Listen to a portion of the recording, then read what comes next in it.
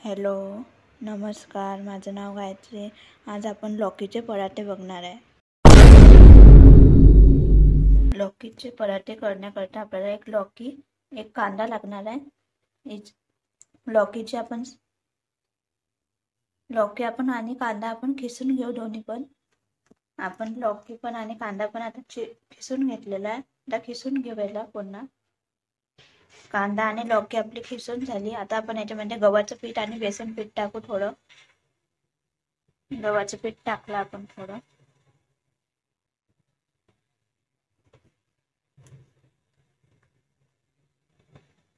बेसन पीठ टाकलं.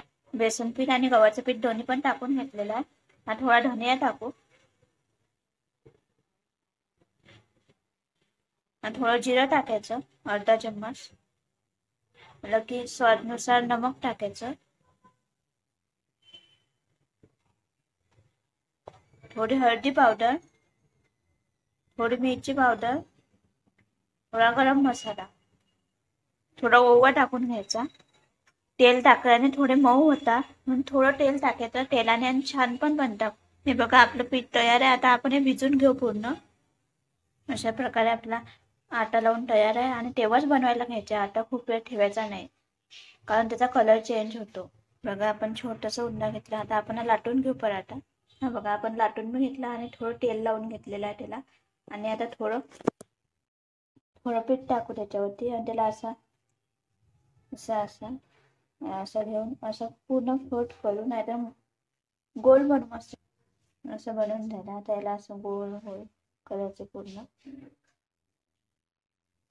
आणि परत लाटून घ्यायचा पिठामध्ये डुबून. हे बघा, आपला पराठा रेडी आहे. आपण आता याला शेकून घेऊ. पण तव्यावरती थोडं तेल टाकलेलं. आता पराठा टाकू.